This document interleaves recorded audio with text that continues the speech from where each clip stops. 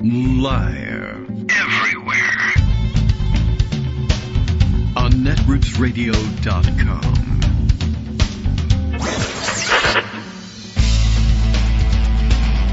David Waldman. Kagro. In the morning. Now, here's David Waldman. Hey, good morning, everybody. How you doing? It is Wednesday, October 30th, 2024. Almost done with October. This is the 31st day. They have it in October. It's a big deal. Kids get candy. We have lots of fun with it. We picked it apart as a 1970s, 80s era holiday yesterday, and I wondered how many listeners, now that I'm getting to that point where there are so many generations of adults that have come after, that it's not automatically a given and everybody knows what we're talking about. We're talking about those weird boxed store costumes, but I guess if your costume was a kit and purchased in a store but came in one of those clear vinyl bags with the snaps on top, you don't know what I'm talking about. But if it came in a box with a little cellophane window on the top, then you know where I'm coming from. Anyway, that's not today, it's tomorrow. And if you are from the very specific New York, New Jersey region, I think it turned out to be regional, you might know tonight as Mischief Night, which was a bad idea back in the day when kids roamed around and made trouble, but now kids aren't allowed to go outside anymore. So I don't know whether it really happens.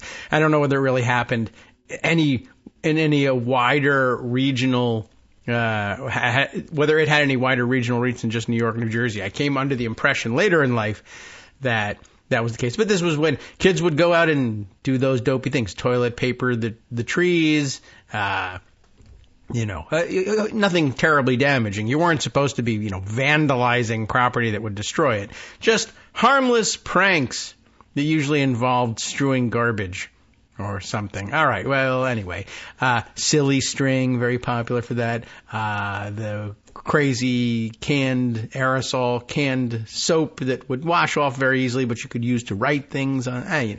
You get the idea.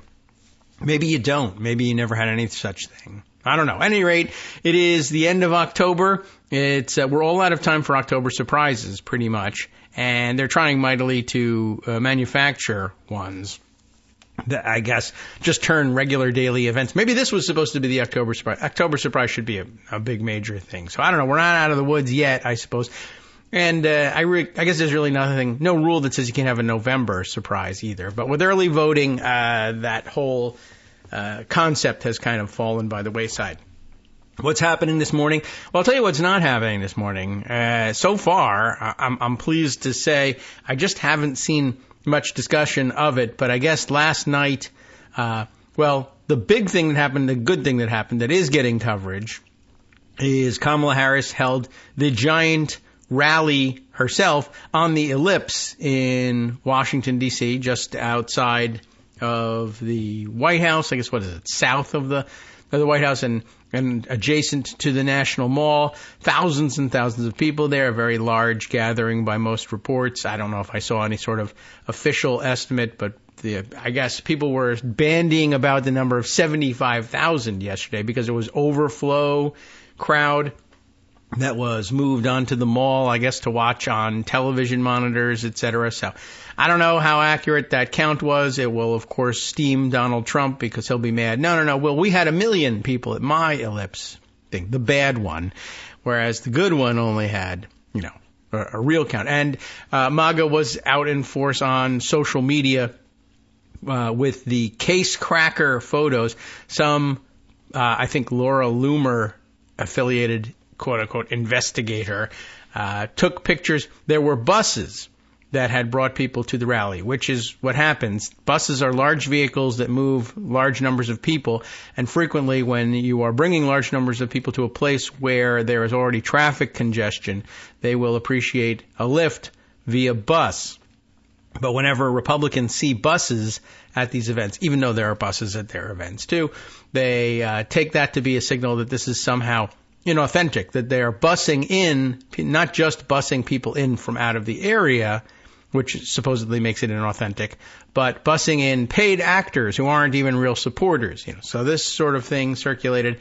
At any rate, And in the meantime, Joe Biden had agreed to participate in what I think was Voto Latino event via Zoom, and spoke up and, basically tried to capitalize on the bad PR over PR that TFG generated at MSG. All right? Are you with me on all of the abbreviations? And, he was kind of winging it, and he had something to say. It basically came out clunky, but basically saying, I don't believe it. They called Puerto Rico an island of garbage. The only garbage I see, and I guess the explanation is supposed to be that he was trying to say, the only garbage I see is his supporters' garbage when they speak and say terrible things about Puerto Rico or anybody else for that matter.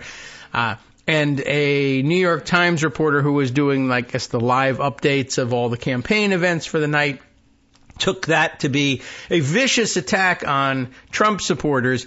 But the news is this. Nobody saw that. Nobody cares. Nobody with a brain in their head misunderstood what he was trying to say. And while we try to be nice to people, he was right. So no one saw it. No one cares. It was true. He's not running. 75,000 people are over here with the candidate, and no apology and nothing but defiance from the Trump camp with respect to the demands from the archbishops on Puerto Rico that there be an apology. And of course, an apology would probably be it's not only outside of Trump's wheelhouse, but who knows what he'd say if he were actually given a microphone and asked to apologize. He'd probably talk about how he really wanted to molest Miss Teen Puerto Rico when he owned the pageants or something. They're very beautiful people. I tried very hard. But, anyway, that's where we stand. And the good news is that the major papers, spineless though they may be for failing to make an endorsement, and there are more papers. All of the entire Gannett chain now has forbidden all of their local papers from making endorsements as well. But despite this, they are covering the Harris rally and the faltering of the Trump campaign as the top news. It's in there if you look for it. Oh yeah, Biden did a thing too. It's okay. Good morning to Greg Dworkin, who has come in to join us. I don't know whether you want to tell anybody who's garbage today, or actually today it's may Wednesday. be garbage Today's day. Garbage day. Right. I'm expecting them to come, and I'm expecting Abby to bark. You should bring them in and ask them about garbage we want to talk about. No, I think we've actually probably covered it in as much as the papers are going to, and it's like day 3 of this story for the Trump campaign, and it doesn't seem to be fading much. No, it's actually getting worse. Puerto Ricans are pretty incensed about it. And yeah, this story, as far as I have been able to see, that actually makes the papers that normal people are going to see, is that this just keeps escalating and spreading further and wider, and more people saying, hey, what the hell with this guy? As you referenced, this one is by Jack Jenkins. It's from the Pundit Roundup. From the Religion News Service, now called RNS. So, like KFC, exactly. Gone with the initials. San Juan Archbishop condemns racist jokes at Trump's New York rally, demands Trump apologize. Trump has made inroads into the Latino community's solid support for Democratic candidates, but remarks made at a rally at Madison Square Garden may cause some to rethink. I just want to give you some examples. All right. This is Greg Sargent in the New Republic. Trump's ugly racist rally finally unmasks his real closing argument. That seems correct. Is an attempt. You may recall at the Al Smith dinner, Trump sat next to Cardinal Dolan from New York. Okay. And Harris refused to attend. Made some remarks by a tape, but didn't want to sit next to Trump. Yeah. And this one is Connecticut Insider. Puerto Ricans in Connecticut condemn joke at Trump rally, despicable statement. I say that because there's been some pressure now on the U.S. archbishops, not the Puerto Rican archbishops, to make a statement. Dolan, who has Puerto Ricans in his constituency, if you will, in his flock, has said nothing. And the archbishops have said nothing. Oh, that is And so it's a unusual. glaring absence that people are now starting to highlight.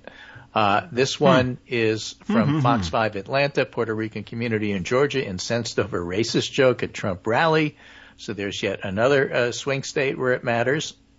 And Mike Madrid, who's a Republican never-Trumper and Latino analyst, both Latino and analyst of Latinos, says this is going to cost them 2 or 3 points.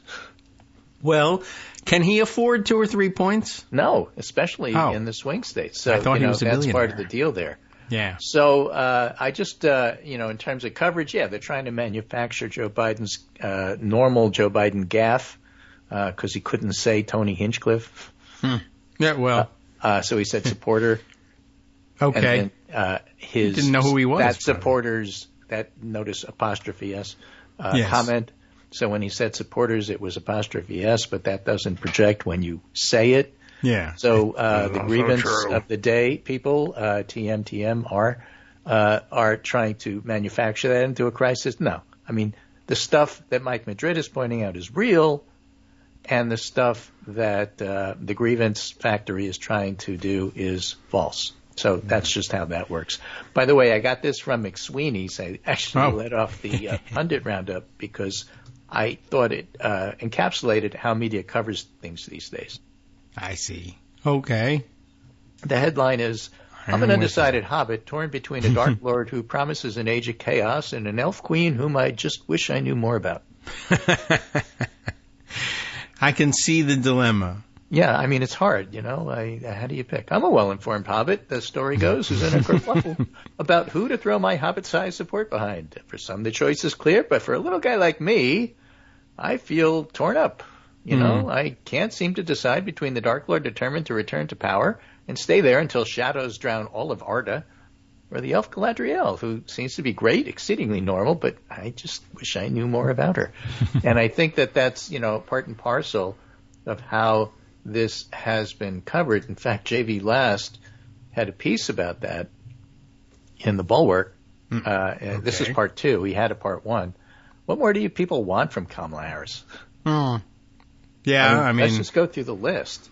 She unified the Democratic Party in 100 days, reversed Biden's polling deficit, organized a successful convention, created a policy framework for her prospective administration, pivoted to the center, schlonged Trump in their debate, performed somewhere between adequately and exceptionally in every single media interview, spent time with several non-traditional media outlets, gave almost unfailingly good speeches in front of giant crowds, including last night, which we'll talk about, performed heroic levels outreach to Republican and swing voters. She didn't play perfect baseball. Nobody does. But this has been the most ever free presidential campaign in memory, and Harris hasn't played it safe, which is why, if Harris should go on to lose, it would be incorrect to say it was somehow her fault. Because not only has Harris run the best possible campaign, Trump has run an entirely mask-off campaign. See the hate rally. He's told America who he is and what he wants. He wants to round up immigrants, deploy the military against domestic enemies. He wants to eradicate vermin. He wants to put crazy people like RFK and Elon Musk in charge of things. He wants to fire Jack Smith and force Ukraine to negotiate. So if Trump wins, it isn't going to be because Kamala Harris gave a bad answer to a question on The View.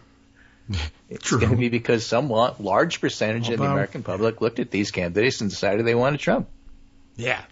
Although people definitely do, in large numbers, decide based on weird things, but this argument is solid. Okay. So, stupid look bulwark. at yourselves, he says. Right. Imagine it's November 10th and Trump lost the popular vote but won the Electoral College. Could happen. And people are desperate to come up with an explanation. It was immigration. It was Harris's liberal past. It was Joe Rogan. But none of these rationalizations will be any more true than the arguments that what voters really cared about was Biden's age. I remember when we cared about that. Or yeah. so I was told. I read that. I did. You remember the rally to restore sanity and or fear? Yes. Boo. It had 215,000 people attend. Looking this up in Wikipedia. That's kind of funny. All right. You look and see the rally essay. It was big, but, let's talk really big. Yeah, I guess. That's true. I don't know how much. I'm trying to think back. The one was when did I first hear they were going to do this rally? I don't know how much lead time they put into it, but yeah. Oh, it was only like a week. Yeah. I think it was kind Whereas, of the wing did at the end. Colbert and Stewart, who did the Rally to Restore Sanity and/or Fear, had 6 months on their TV show, respective TV shows to promote it. Yeah, makes sense. And, it's a different kind of a thing. A comedy, popular... The comedy spoof of Glenn Beck's Restoring Honor Rally. Yeah. I mean, you may remember all of these rallies. Yeah. But, That's where you got this the was rally something totally ideas. different last night. And it was actually pretty amazing. And you have to see the visuals. I sent you visuals. I'm not going to try to pull a clip from it. Okay. But some of the pictures are just extraordinary. They have flags. Beautiful. It's the mall. It's at night. Flags behind her. Yes. What is that? The Capitol behind her lit up? That looks like the White House. The White House South Portico. Her. Yeah, it could be. Okay. Where she belongs. It's just gorgeous. Yeah. It's a nice visual. The other visual right beneath it is Tony. What's his name? In his skinny Tony suit. Guy. Yeah. Not so beautiful. No. And the backdrop is, people in MAGA hats. Yuck. Right. All purpled out. So let's talk polling a little bit this morning because it's really interesting. Polling is not going to tell us what's going on, but you can glean a couple of nuggets of interest, which is really what the polls are for. They're not going to tell you who's going to win. This is this morning's poll from Noble Predictive, and they've been doing some Southwestern polling on a regular basis, including in Ohio. Now they're going national. What? Okay. They do Arizona. They do. Southwestern plus also Ohio.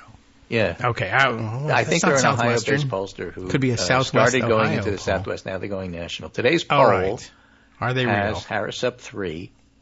Okay. National. That sounds nice. Which is nice, But here's the thing that I think is really the most important. 2 points. Harris was up 2, but when voters who selected not sure were pushed into making a choice, she picked up a point. And that's how she gets the point. Late breakers. Right. That's very late. That's important in a very close race. Yes. Here's what I really got out of it, which I thought was key. I like that they push them. That's funny. According to the poll, 37% of likely voters report they've already cast their ballot. What number? 37%. Really? Okay. All right. That's pretty big. And 63% have not voted yet. So two-thirds, one-third. Yeah. Right, two-thirds haven't voted and one-third has. Yes. Harris leads by 22 points among those who have already voted. 60 to 38. Okay. There's some self-selection going on there. 10 points among those who haven't. Aha. Okay. Now, what we don't know is of those who haven't voted, how many will actually vote? Right. What we don't know is Some of could get those lost. who haven't voted, what kind of effect is day after day of racist garbage coming out of the Trump campaign going to affect things? Right. Of those who haven't voted, how is today's stellar economic news, which we'll get to, going to affect that kind of vote? Consumer confidence is way up, by the way, and core inflation fell at 2.2%. GDP grew at 2.8%, which is outstanding. Unemployment's at 4.1%. Jordan Weissman points out we've achieved a low inflation, full employment economy, and the thing is, it doesn't get any better than this. This economy could get worse, but there's no possible way it could get better. Okay. Now, it could get worse because yet, Trump and Musk say they're going to ruin it. That's their platform. Yes, sure. And what kind of freedom. effect does that have on those who haven't voted yet? So all of that is out there. Harris already has a lead. And if anything winds up affecting the people who haven't voted yet, including not voting, including all the things that we talked about, that's quite interesting. It's not going to affect the people who already have voted. No, it can't. Although some of them, if they're Republicans, might try to vote again.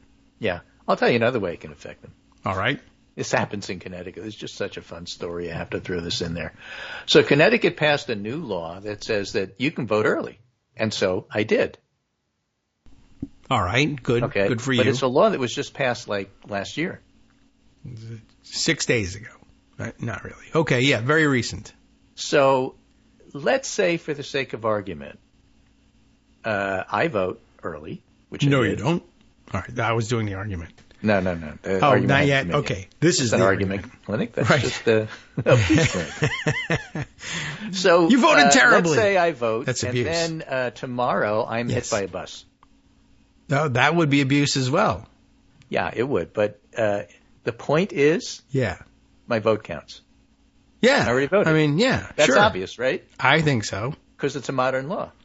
But the absentee ballot that's been on the books for a while. Absentee. Oh, okay, right. In Connecticut says that if you vote by absentee, which is basically going to be like I'm in Montana, so I vote by mail. Yes, right. And then I die before November 5th, that vote doesn't count. What? Absentee ballots don't count if the person who cast it dies before the election, but early in-person votes do. Now, as far as absentee ballots not counting, if you happen to die before the election, there's a Civil War era statute on the books in Connecticut that says that doesn't count if you're a soldier. Like if you're a Union soldier and you wanted to vote for Lincoln and then you got killed before your ballot arrived in the mail, it still counts. Huh, but nobody else. Connecticut has 3 separate categories. That is interesting. How to deal with this. Isn't that bizarre? That is bizarre. Well, you guys put flagpoles in the middle of the street. This is true, so I'm just saying, we do things weird here. That is. It's just one of those, you want to know a little factoid that's like really weird that needs to be corrected at some point? Yeah, they might want to go back and do that one again. Although, I wonder what it was motivated by, because I do occasionally see stories, occasionally meaning every election really since the emergence of Trump, but I'm sure I've seen it before even Trump, where very often it's a Republican who has a family member die before their absentee ballot arrives, and they say, I know that their dying wish was to vote for the Republican candidate, so I'll fill that in and send it in. And I just yesterday saw another example of it. So I suppose there could be that. But, if you can't verify that that's what happened, then I don't know why you wouldn't count the ballot. But, all right, that must have happened in Connecticut at some point. All these things are out there. So we have these early votes coming in. And here's a recent analysis absentee? Of early votes by 2 guys who I think are very good. One is John Samuelson. He and Ralston always look at Nevada. Yes, all right. That's where he's from. And Ralston. Samuelson notes, early in person, Clark County. Daily. Okay. The Democrats had 9,240, Republicans 12,165, so a slight advantage in the early in-person. Republicans generally lead there. Democrats generally make up for it with mail-in votes, but they haven't done that yet. But here's the important statistic. Don't die. Yeah. Other, not Democrat, not Republican, 9,143. In other words, the Democrat and the others each have about 30%. And then Republicans have 40%. Right. And Democrats welcome the others, whereas Republicans shun them. The daily graph, he says, shows us Republicans are headed lower and under 40% for the first time, while Democrats and others are near their peak. I highly suspect the pattern will continue through Friday. Why do I say Democrats still have a chance? Why? In Nevada? Because they can continue to drive down Republicans in the cumulative early in-person vote, so they would only have to win an even portion of the newly voting others rather than an overwhelming amount. Okay. So in other words, if you're looking at just Democrats versus Republicans, Republicans are winning the election in Nevada. We knew that. It was sort of semi-depressing, but that's what's going on because the rurals are turning out. Yes, we don't know who they're voting for, but for the most part, the rurals are going to vote for Trump. Yeah, I think so. But the Clark County Republicans, some of them might wind up voting for Harris. We don't know that. But if you're just looking at Republicans versus Democrats, Republicans are winning. When you throw in the others, the entire equation changes. And DJ, who's one of the posters on Twitter, who I think is very good with election stuff, notes this. Midterms typically have lower unaffiliated turnout. So nobody really pays too much attention. All right. But 2024 is going to be, and this is at the bottom now, is really going to be the NPA, no party affiliate election. Oh. Like the percentage of indie or other voters from 20 to 24, Nevada went from 30 to 40. North Carolina went from 33 to 38. Colorado went from 42 to 50. That's a lot. Yes. So if you cannot allocate in your head or in your model or whatever you're doing in your fevered imagination or fears or whatever, if you can't allocate the other vote, you don't really know what's happening with this election. And that's one of the many reasons that early vote analysis doesn't really help you very much. It used to be early vote doesn't really help you except in Nevada. Now it's not even helping us as much in Nevada as it used to. Uh-huh. All right. Oh, the Democrats in Pennsylvania don't have the firewall they need. Well, it's not 2020 where everybody was voting by mail early in Pennsylvania if you were a Democrat. That doesn't exist this year. And we don't know how others are voting. Mm-hmm. And by the way, 500,000 Puerto Ricans live there, and we don't know how they're voting. Yes, though we have an inkling, I suppose. I wonder how many Puerto Rican voters voted early and voted. I mean, I think some of them voted for Trump, and they're like, about a woman who went back to the voting place and said, after what happened this weekend, I want to change my vote. And they said, no, you can't do that. Yeah, I don't think they can allow that. But I figured there would be a couple of family those. Members and other people out to the polls that weren't going to go. That's true. And make up for a 10-1. You could do that. Yeah. That could happen. Maybe she was the only one in the household who went. I'm going to vote for Trump. I mean, if it's not your household, you I agree. I was just wondering if she said, I'm going to vote. Who wants to go with me? Are you voting for Trump? Yes. We'll go later. Thanks. We'll take our own car. And now those people have the opportunity to go and cast their ballots. I figured there would be at least one such story. And there is, because there's a lot of people in the world. And as it turns out, a couple of them are from Puerto Rico. So. I figured that was going to happen at some point. So this, I'm looking more closely at DJ's tweet here. These numbers, the number of unaffiliated voters who've turned out, that it's grown that much in each of these states. Is that what that is? Okay. Versus the number of people who register as unaffiliated? I have to go back and see the total votes to see whether this represents the total number of voters who are turning out or the total number of voters, period. But numbers are growing either way. Hi, I'm Scott Anderson, the guy that writes the daily summary for this show, Kagro in the Morning. Thank you to everyone that supports this show.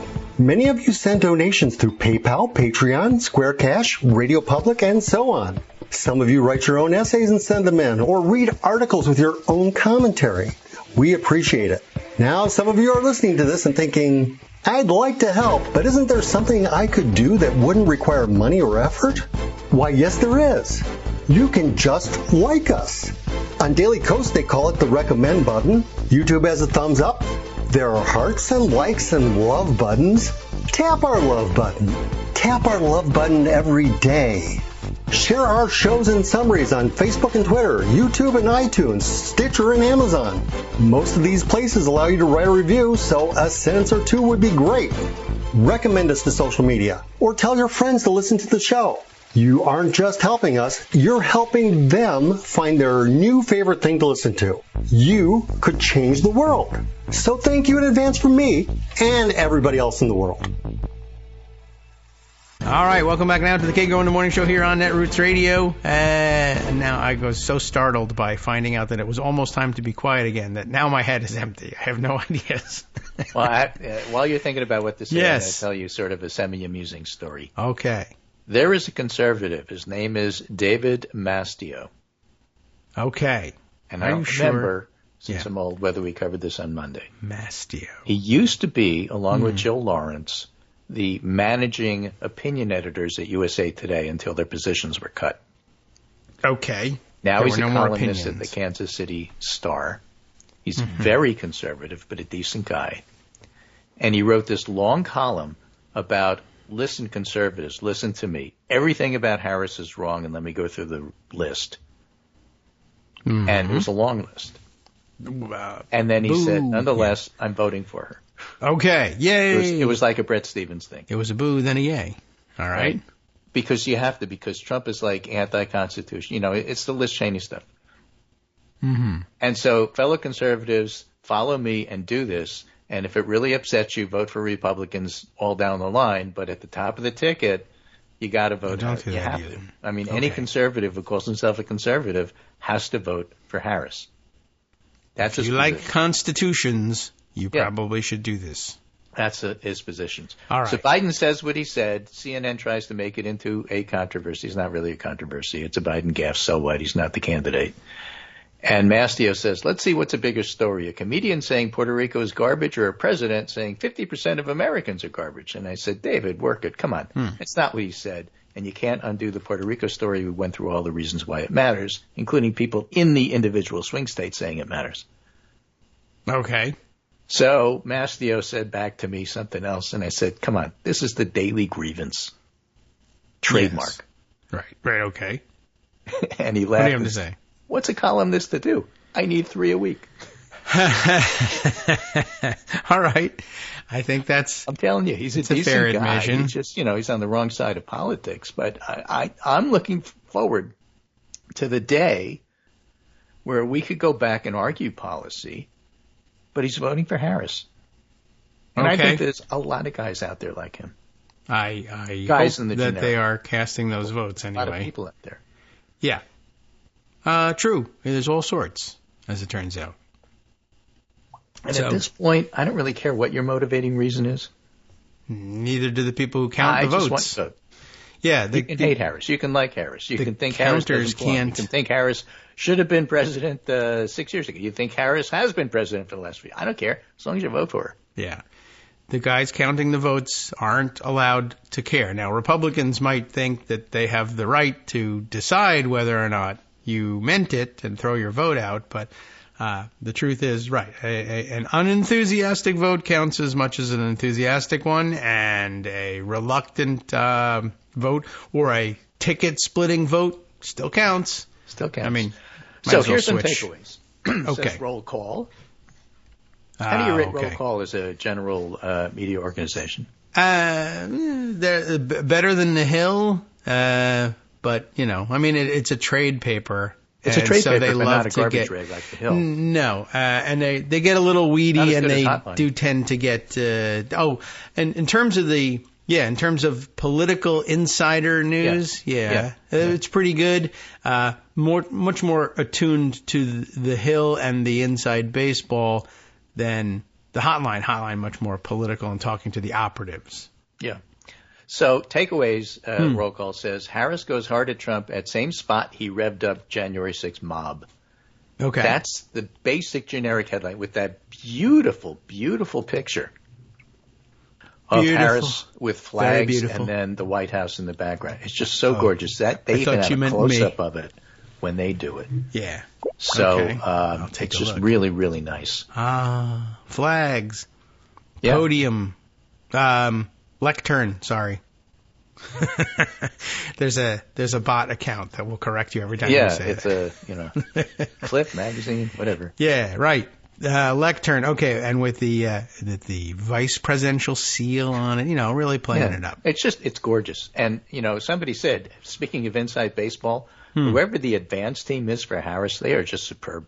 Yes, it's me. I did it. Like best ever, like even better than Bush, better than Reagan. This is just amazing. Better than Katz, better than E.T. Yeah, exactly. Right. Vice President Kamala Harris on Tuesday night stood a few hundred yards from the Oval Office and urged voters to block Donald Trump from returning to power there. While it was the same venue, Harris delivered a much different message. Trump told his backers, we fight like hell, you're not going to have a country anymore.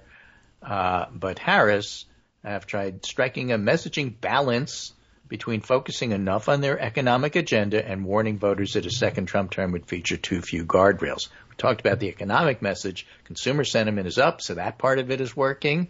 Economy's humming along. We already went over that, especially from numbers from this morning. That part of it is working. And so that's all just excellent. Meanwhile, Carl Quintanilla, who's a economics reporter, has the following 4 headlines. CNBC, Elon Musk, Trump allies say his tariff plans could cause short-term pain for consumers. Yeah. Independent from England, Elon Musk agrees Trump's economic plans will lead to hardship and cause markets to tumble. Independent is a little bit he's got that right. Thinking. Yeah. This looks like the New York Times. Elon Musk sees Trump's economic plans causing temporary hardship. Mr. Musk agreed. It must be the Times because he calls him Mr. Musk. Mr. Musk agreed with an ex-post saying there would be an initial severe overreaction in the economy before returning to sustainable growth. Rolling Stone, Elon and economy crashing if Trump wins. Sounds about right. Yeah.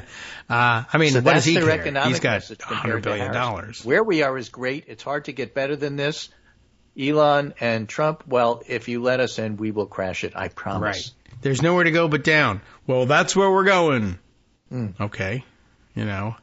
So, let's not. all of that I just think is really, really fascinating. Yeah. I mean, our crowd does not need reminding, but if you have $100 or even $200 billion, what do you care if the economy goes south? I mean, you are the economy. You'll lose $1 billion of it. You'll lose $100 billion. You still have $100 billion left. Right. How long would it take you to spend $100 billion?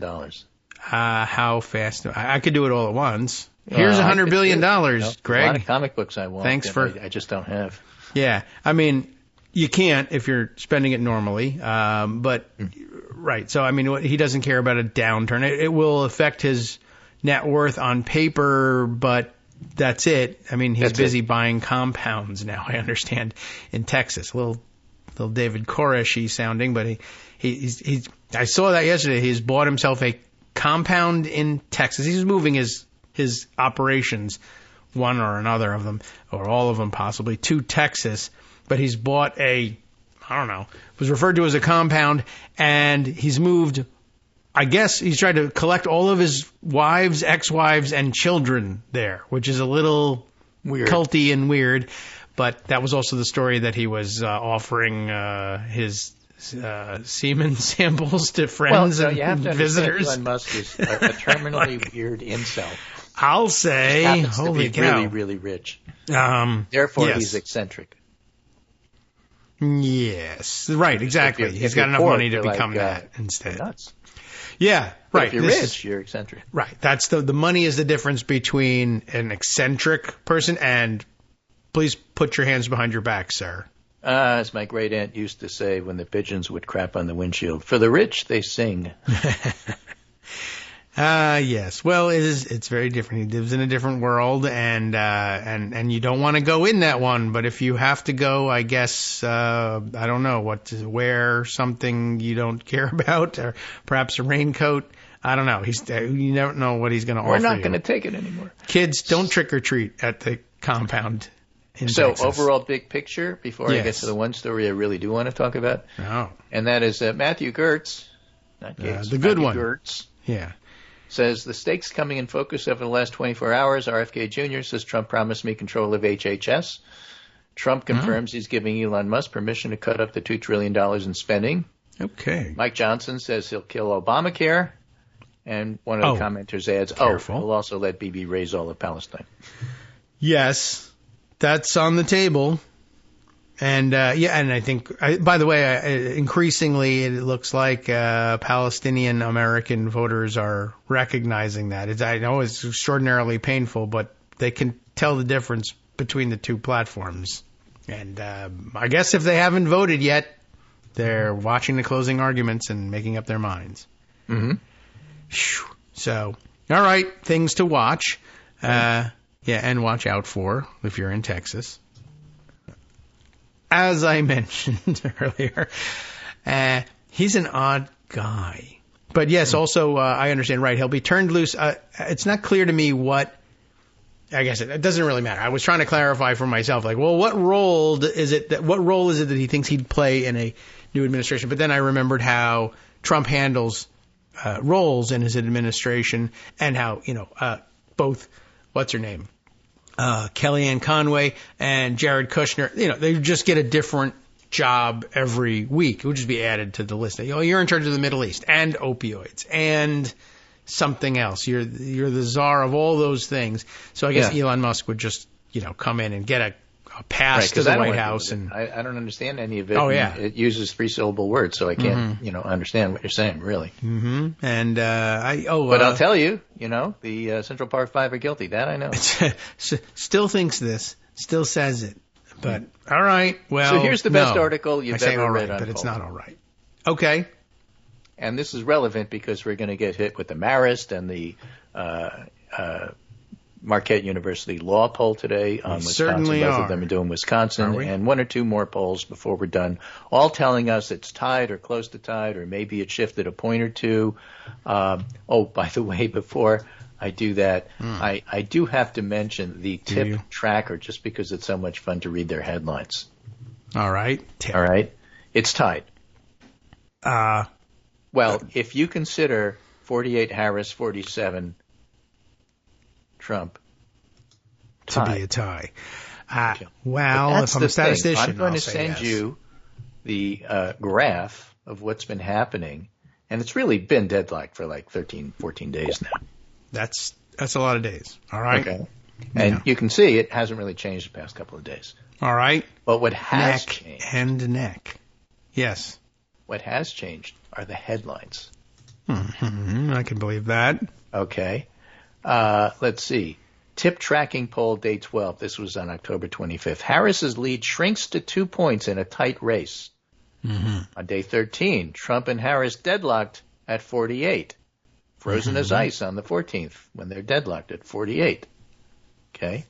As frozen as ice. Okay. Harris edges Trump in a tight race, 48-47, and then today, where it's 48-47, nail-biting finish. Okay. Deadlocked. Right.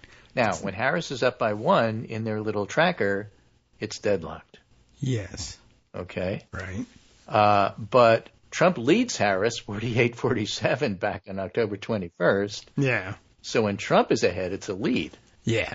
It's just one of those subtle, this is how you put your finger on the scale. Yeah. By the way, I have a finger. They happen to use a cartoon, so it's not relevant here. But, it's like the Fox News chyrons. Fox News actually covered the entire Harris talk yesterday. Okay. The entire thing, in its entirety. Well, that's... But their chyrons were Harris backtracks, Harris afraid, Harris, hits Trump, Harris lies about this. It was just amazing. But they covered the whole thing so you could hear her words. All right. If you turn the sound off and just looked at the chyron, you'd think she was collapsing. Yeah, that's what they were hoping for. And, all right, well, I mean, so, did the other networks cover? Less subtle, more subtle, but less subtle than Fox. Sometimes more subtle, less subtle. Whatever you're doing, you're still putting your finger on the scale, and you want your readers to understand. I have a position, but, of course, I'm supposed to be neutral, so I'm not going to tell you. I'm just going to make clear what it is, and that's what they do. This one is from a political blog called Good Authority. John Sides and others started it. It's just really good. And this Good Authority blog covers political science stuff. And this article is from a guy who's a pollster and an academic. A scholar and a gentleman. A scholar and a gentleman. His name is Josh Clinton. He's the Abby and John Winklereed Chair, something you've always aspired to, and a professor of political science at Vanderbilt University. Sure. He's also the co-director of the Vanderbilt poll and co-director of the Center for the Study of Democratic Institutions at Vanderbilt. This is all happening, as I understand it, at Vanderbilt. Is that correct? Okay. Yes. Not Steenberg. What? He's the Winklevoss twin. It wasn't even that. Was Winkle what? Somewhere. Was Winkle something else? I never heard of this other Winkles. No. Winklereed. Winklereed. Sure. Yeah, Abby and John Winklereed.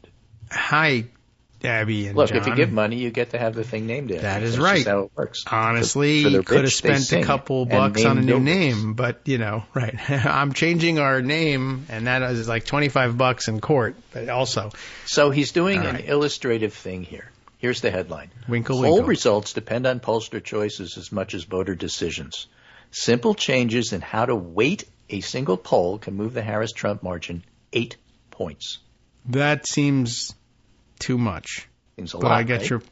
Yes. So I'm a pollster. Basically, what he says, too long, didn't read. I'm a pollster. Here are the four key questions for pollsters. 1, do respondents match the electorate demographically in terms of sex, age, education, race, all that stuff? That was a problem in 2016 when we got it wrong. Let me give you an example of that. All right. 2016. Let's say you're polling the villages Yes. Right. And your poll I'm so sorry has I'm doing this. 45% of the people answering in the raw data as being from 18 to 29. Right. Okay. You would say, well, I got to adjust this. I have to weight the poll so that it properly reflects the fact that the Villages is a retirement community. Yeah. This is a visiting high school choir. Right. Exactly. And they happened to be there, and so we polled them. Yeah. Right? Also, you're not I know what the vote. marching band thinks, but what are the golf cart people think? Right. That's so you got to match the electorate demographically. Sure. Well, what about politically? Do respondents match the electorate politically after the sample's adjusted for demographic stuffs? Mm-hmm. That was the problem in 2020. We didn't have enough Republicans and Trump voters. They didn't. Okay. So you got to adjust for that further. So then you do another adjustment. Well, there were people we didn't think would show up who showed up, so we better not make that mistake this year. That's a hard one for them. But they have to do it. Yeah. Then, number 3. All their formulas go out the window. Yeah. Which respondents will actually vote? That's your likely voter screen. Okay, this is the hard one. They're all hard. Yeah. But these are all legitimate things that they'll do, which could add up to like an error. So, number 4 out of 4, should the pollster trust the data? No. Yes. I don't know. Because after you look at it, do you really think you got a good sample? Because they have to do that before they publish. Yeah. And they usually will publish anyway, regardless, and say, this one looks a little weird, but this is the result I got. They do try and put that out there. So he says, look, naturally, the unweighted sample may not match what we think the 2024 electorate will be. One way to address this is by using voters in past elections as a benchmark. But which election? 2022? 22 was most recent, but midterm voters are different than presidential voters. 2020 could be better, but there was a pandemic. Right. Maybe 2016 is better. Maybe they're all dead. Who knows? So here's what happens if you make those Connecticut. choices. 2016, 2020, or 2022 in terms of sex, age, race, education, and region. Okay. So the raw data for his example is +6 Harris. All right. If you then weight his sample of 1,718 respondents to the 2016 demographic, you have to add 1.3 to Harris. You get Harris plus 7.3. All right. From 6 to 7.3. Yeah, right. If you weight to the 2020 demographics and not 2016, actually Harris is up 9. All right. 3.8. Okay. Okay. And if you weight it to 2022 demographics, then Harris is up 8.8. All right. So right there, you already get a 3-point difference.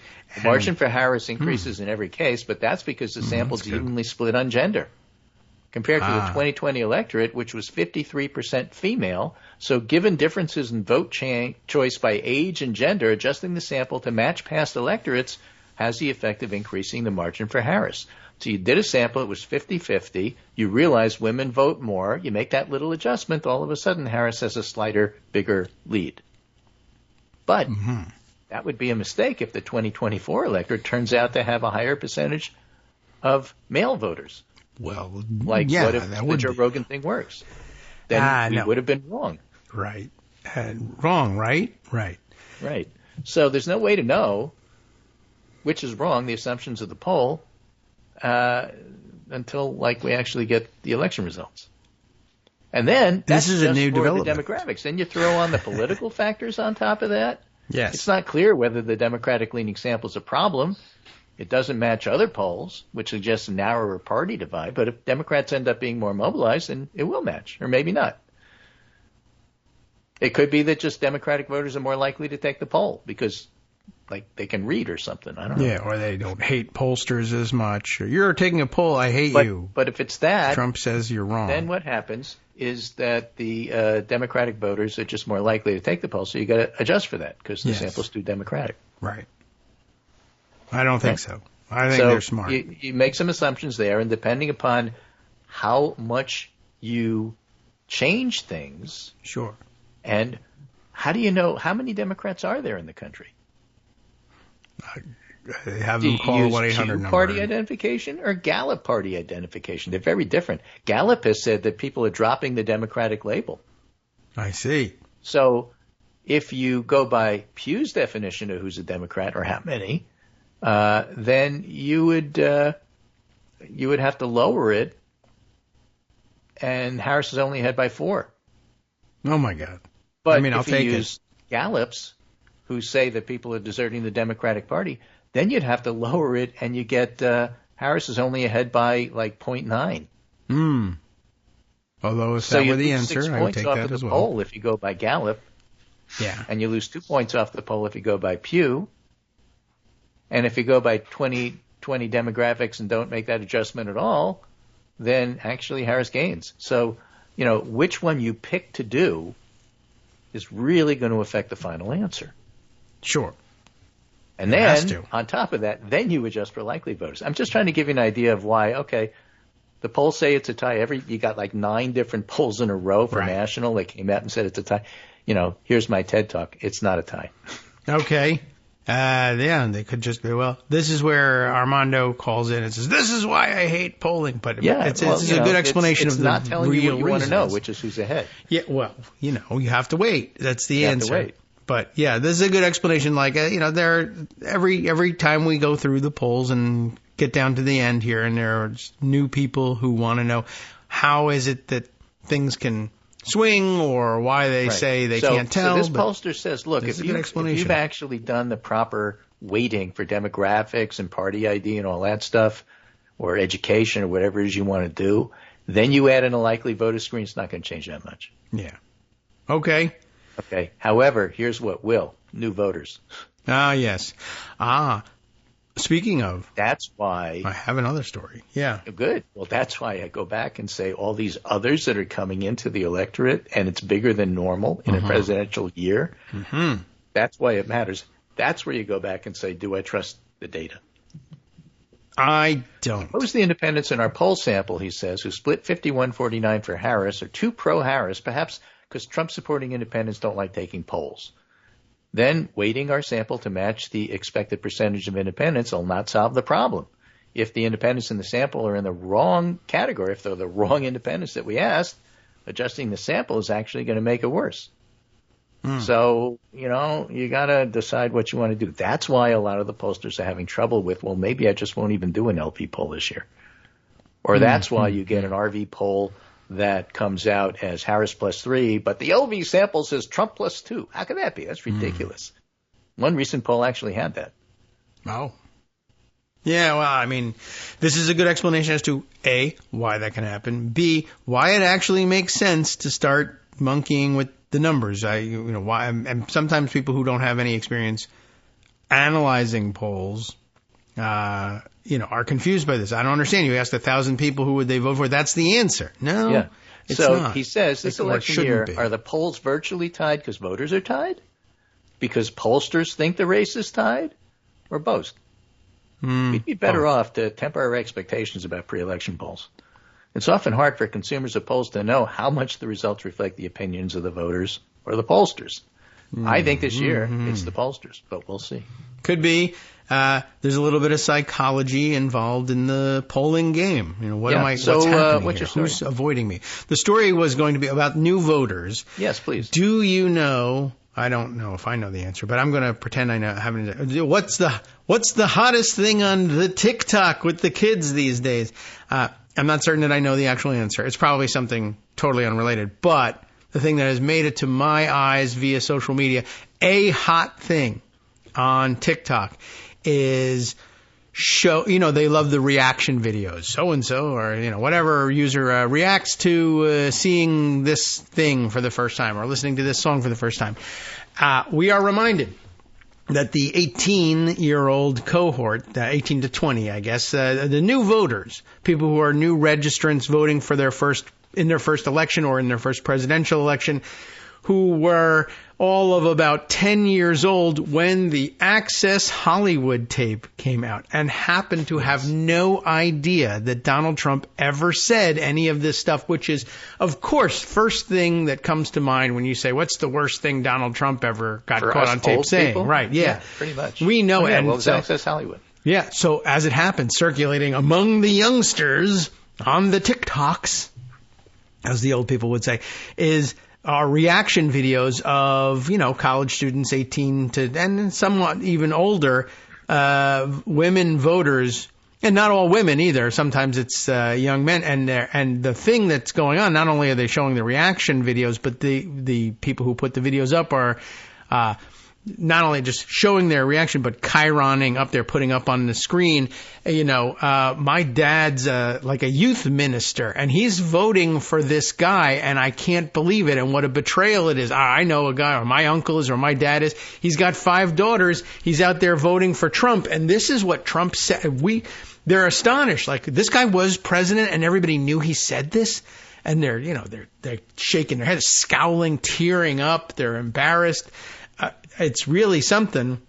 And you forget, not only do older people know this and forget, or know it and put it aside, but yeah, there's a couple million people who are voting who are like, what? I don't think anybody told me this. Well, TikTok we told, and Instagram are for.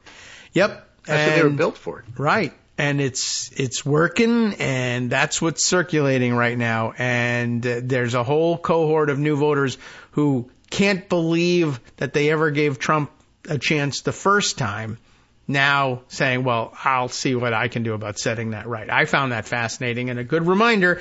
There's new people being created all the time. So they're coming up and aging into this cohort. If you are following Nevada early vote at all, Clark County especially, I would like but to. Just the state, yes. You know that Republicans are voting in person, early vote in person, EVIP.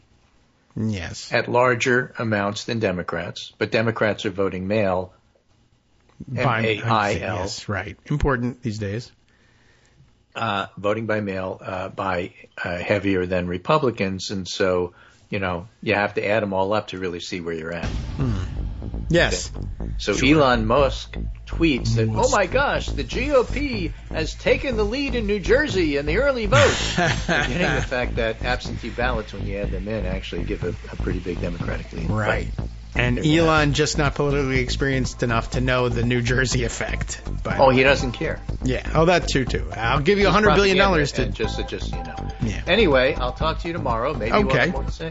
Let's try to do that. All right. See you then. All right, welcome back now to the Kagro in the Morning Show here on Netroots Radio.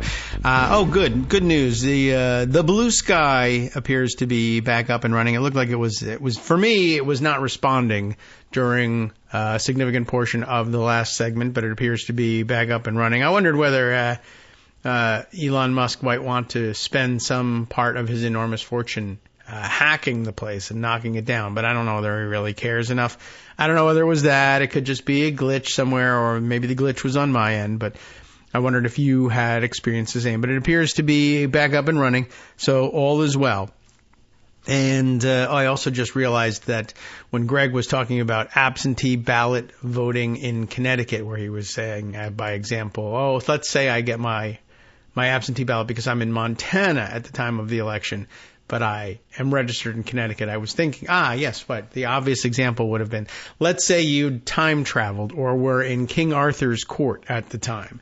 That's when you would definitely need a Connecticut absentee ballot. But what a strange relic of, I don't know what, ancient lawmaking, that if you vote, and I see why it would make sense. And of course, early in-person voting is a modern invention, I guess, unless this is like Uber buses or milk delivery to your home, farm to table, which is everything old is new again. Maybe they had such a thing back in the olden days and then restricted it for whatever reason. I don't know, but historians do, and you can ask them.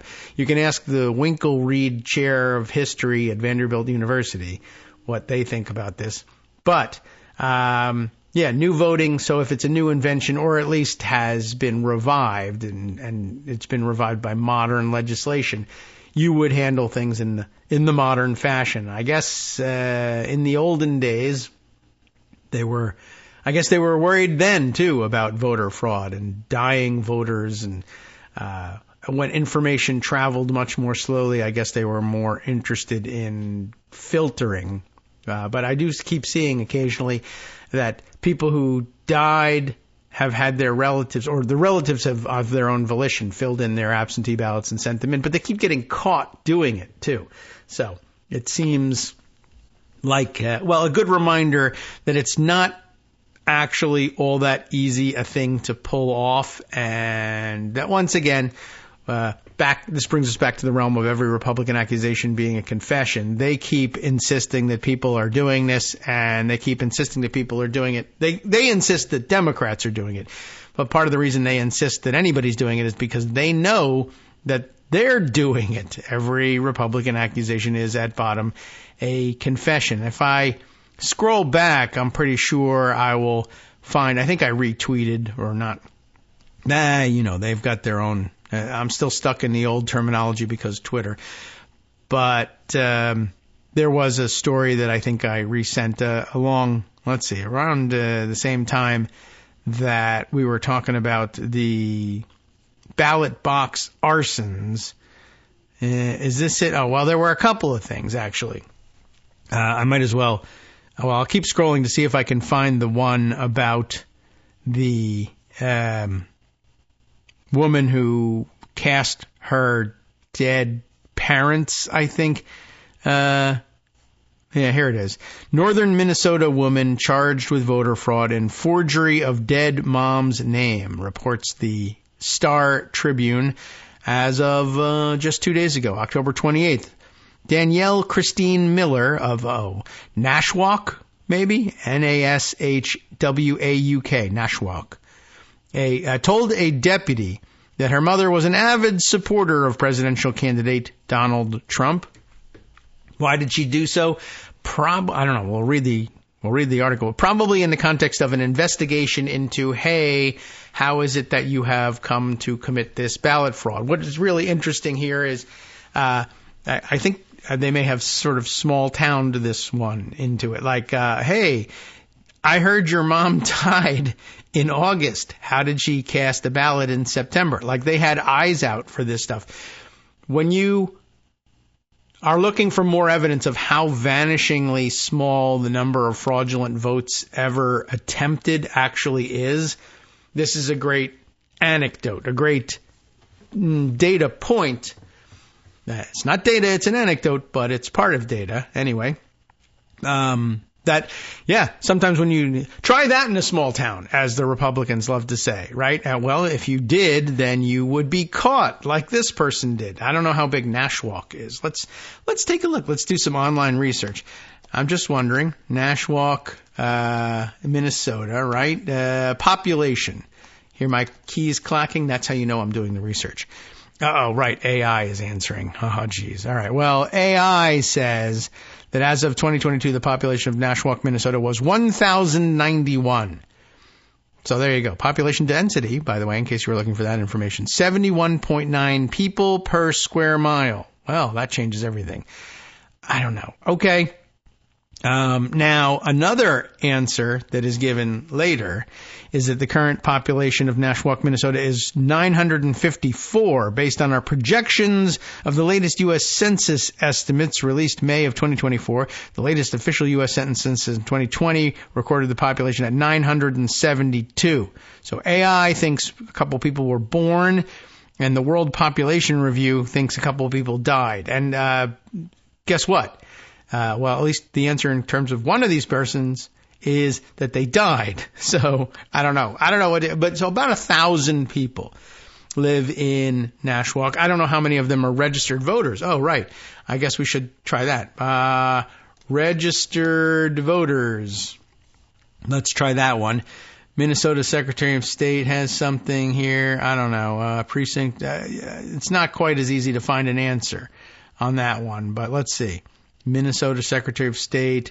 Oh, it's doing it by county, so I don't know what the real answer is, but it's some number, presumably less than 1,000. So you kind of have a pretty good idea of who's in town, who's registered to vote. If you're working at the elections office, you will notice things like this, and I guess that's what happened. Krista Lawler reporting here for the Minnesota Star Tribune. Again, northern Minnesota woman charged with voter fraud in forgery of dead mom's name.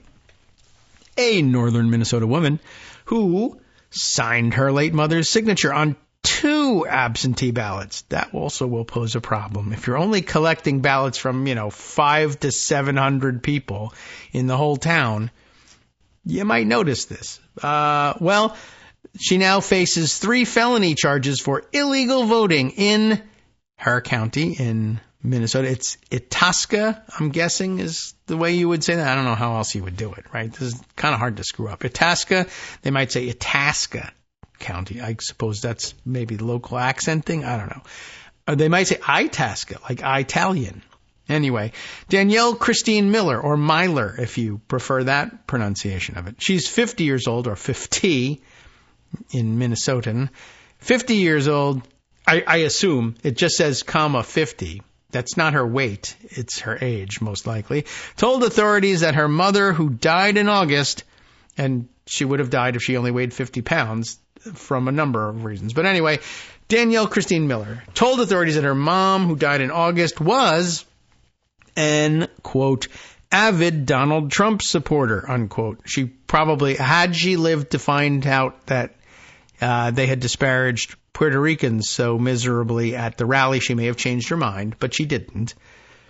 And she wanted to vote for him in the 2024 presidential election, but she died before she received her ballot. This is not the Connecticut law taking effect. This is just, you didn't get your ballot yet. You died before they started voting. So there you go. Miller of Nashwauk, Minnesota, faces 2 charges of submitting intentionally false certificates. She wasn't an elector, but she was a voter. But her mom wasn't. Her mom was dead.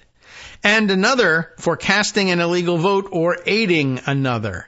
Her first appearance, in court that is via Zoom, December 4th in Itasca County Court, based in Grand Rapids.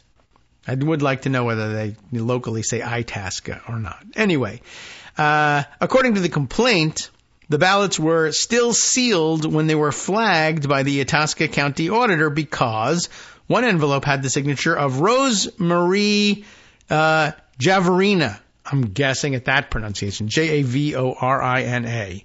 That's the Americanized way of saying it. Rose Marie Javorina. Unless she's Puerto Rican and she's Javorina. I don't know. Anyway, she had died.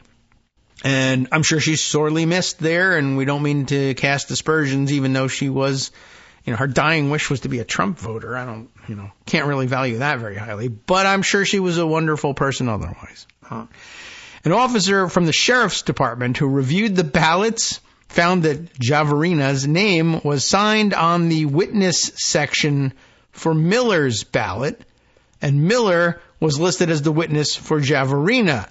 The signatures, according to the lieutenant who reviewed them, were similar and done in the same ink. Well, duh. But even so, they could have shared a pen from beyond the grave. I don't know. It's Halloween.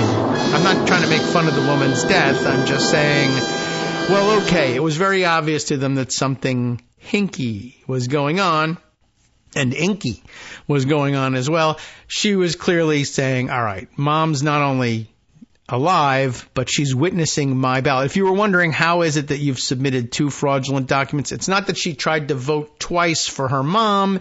It's that she tried to file 2 ballots, one of which she was the witness for her now dead mom's vote, and one in which now dead mom was witness for her vote.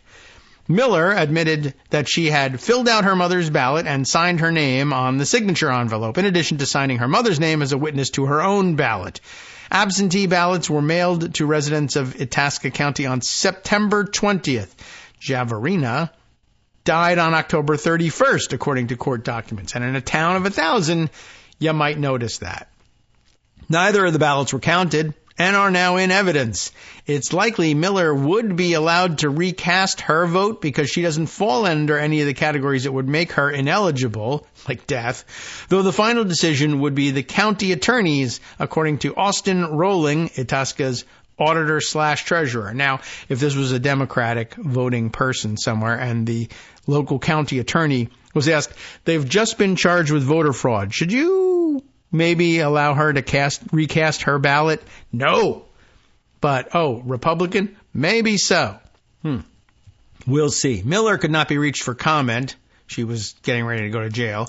Rowling said about 30,000 ballots will come through during this year's election. Who's Rowling again?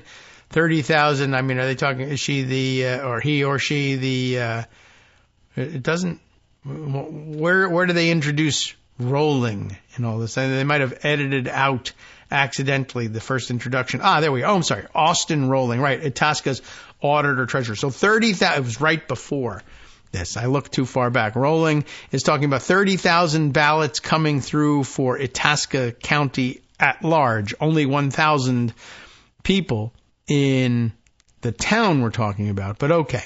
30,000 ballots will come through during this year's election. It's common to see small mistakes, he said, but this is the first time he has seen something that resulted in felony charges. Well, there's a first time for everything. But once again, the idea that millions and millions and millions of people are sending in fraudulent ballots and, gosh, nobody's getting caught, but we'll change all of that it's just nonsense. And it always has been. All right. So that was one such example. I'll have to put that in pocket. But I think there was one a little earlier in the feed. There was something else that I bypassed on my way to looking for this one. Now I'm trying to find it. Oh, yes, right. In Indiana. All right. Rick Hazen had this one and had circulated it as well. A guy in Indiana arrested. We'll look to his election law blog for that report. Indiana, like this happened in Indiana. This is not all of Indiana as a state speaking out, but there's a quote afterwards. This is political. Well, Greg, you want to fill this one in? That's bullshit. Okay. It's political BS. Who says that? It's the guy being arrested. Former Republican candidate, in fact, being arrested. He is herein charged with stealing Madison County, Indiana, election ballots. What do you know? This, a pull quote from the local Fox News affiliate, Fox 59. Not as nice as Fox 69, but they try harder, I guess. A former Republican candidate who once ran, I guess I would put it differently, a former Republican candidate running for an Indiana seat in the U.S. House of Representatives is who we're talking about here. Who is it? I'll tell you in a minute. What does this mean? Just to untangle the garbled language here. This is someone who ran in the Republican primary for the local congressional seat and lost. I don't know whether they were crushed. I don't know whether it was a close race. I don't know whether it was a joke candidate. But officially speaking, this is the worst thing we can say about this guy. Oh, I'm sorry. Well, actually, the worst thing we can say about him is he's actually a vote fraudster. And we can also say he's a Republican. But that follows naturally from what I told you first, doesn't it?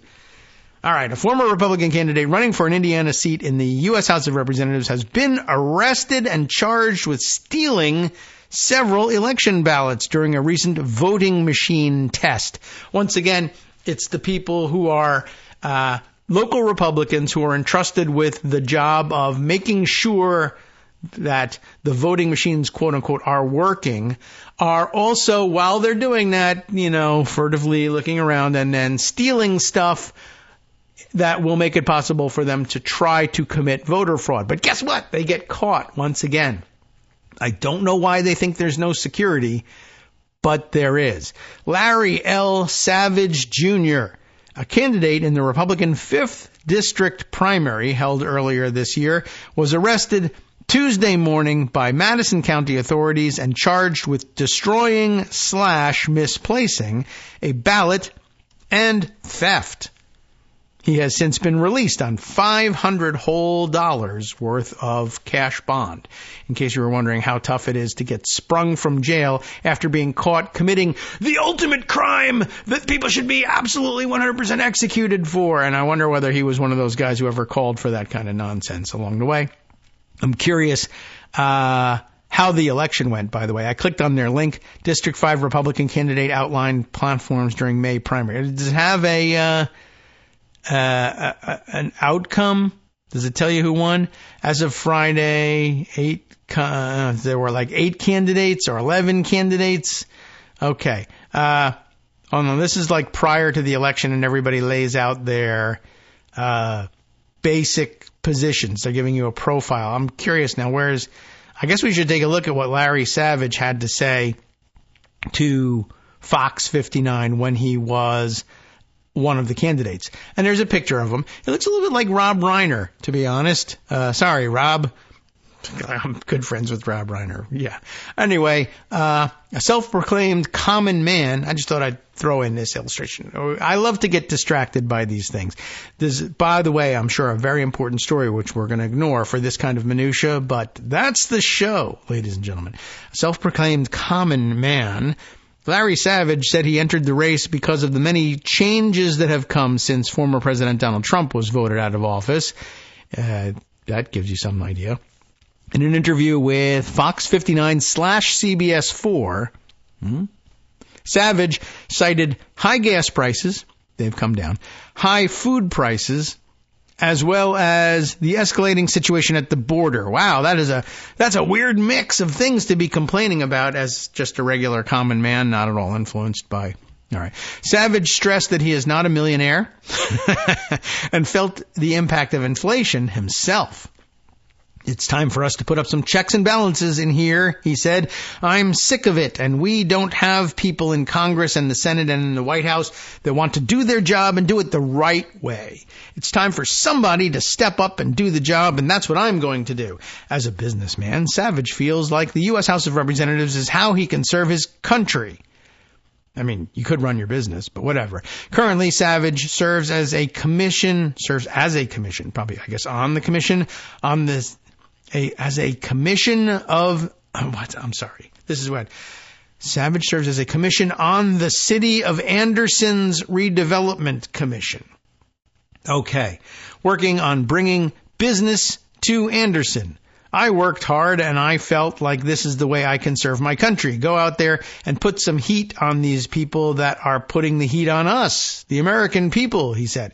The American people are feeling the pain, and it's time for us to work for America and not all these other countries all over the world. One of these people who thinks we spend all our money elsewhere.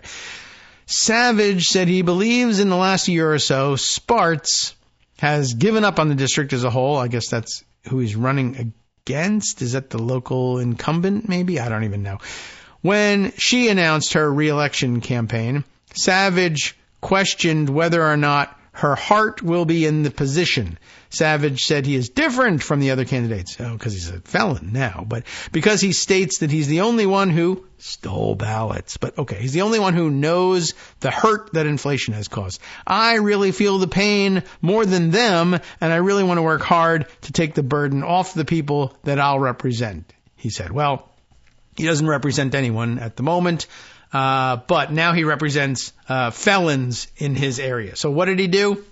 Once again, Larry Savage, who had once been a Republican candidate in the 5th District primary, was arrested Tuesday morning by Madison County authorities, charged with destroying/misplacing a ballot and theft. A review of the security footage, this is how he got caught, which was subsequently being live streamed online, that's interesting, showed Savage handling the 2 missing ballots. He can also be heard confirming with an election official that these are, quote, absolutely, totally real ballots. Just wanted to check because that's what I wanted to steal. What do you know? In the video, Savage can be seen looking around the room before folding up 2 ballots and putting them in his sweatshirt pocket. And here are some stills from the surveillance video demonstrating that that is in fact what he's doing. After this, Savage is seen leaning over to a woman in attendance and saying, "Effed up count," but it's F***ED. effed up count. Less than 10 minutes later, Savage is seen leaving the building and showing a man the ballots in his pocket. The man then pats Savage on the back, and Savage gets into his car and leaves. It's a crime. Caught on tape. The woman Savage spoke with after the ballots were stolen was also streaming the event on Facebook Live, which might not, I guess if it was just a test of the machines, might not be totally illegal, but I'm not sure. Soon after Savage leaves, the woman can be heard confronting election officials and asking them if they are missing ballots. So what appears to be going on here is Savage steals ballots, and he tells the woman who's probably a fellow Republican activist who's live streaming this whole thing on Facebook, hey, the count is going to be effed up. I know that because I'm about to steal some ballots, so the numbers won't match. Accuse them of effing up the numbers, and then we'll build on that from there. This is obviously a gateway to election fraud because you can't even get the numbers right. You can't get the numbers right because someone is sabotaging the numbers, and that's me. That's the end of the report.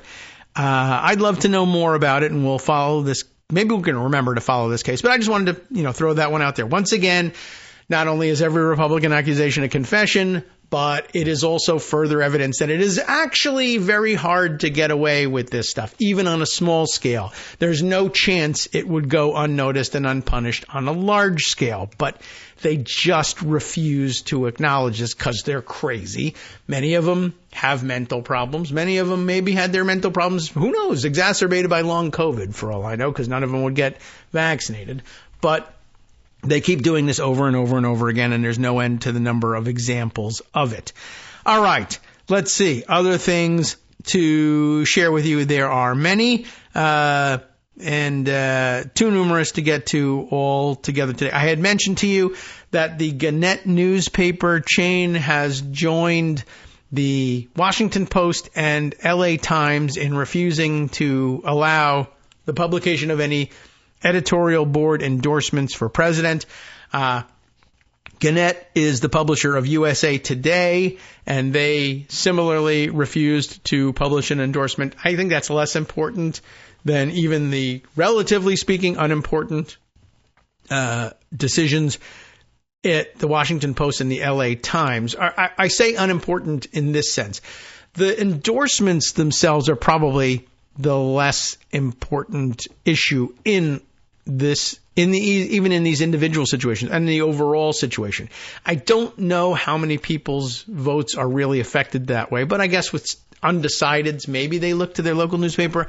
I've never done that for president, but I suppose I can tell you that I have on occasion looked at down ballot races about which I knew very little and said, is there any endorsement made here? Should I look at this? Usually in the primaries more than anything else.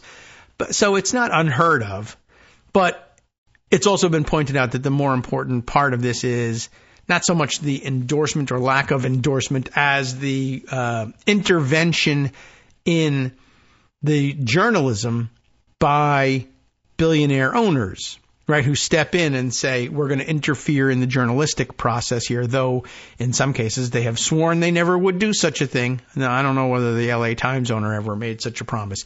But I'll also say, as the importance of endorsements go, I would have to guess that the USA, well, maybe I'm being foolish, but is the USA Today endorsement worth anything? Like, does anybody subscribe to USA Today? Maybe online, although I don't think it's necessary. But at any rate, I don't know. I always wondered whether the USA Today people really thought that they were going to have people asking to have the USA Today delivered to their homes. And it's just some people must be doing this, right? I mean, it's a newspaper and it's available for purchase. Somebody's got to be buying this thing.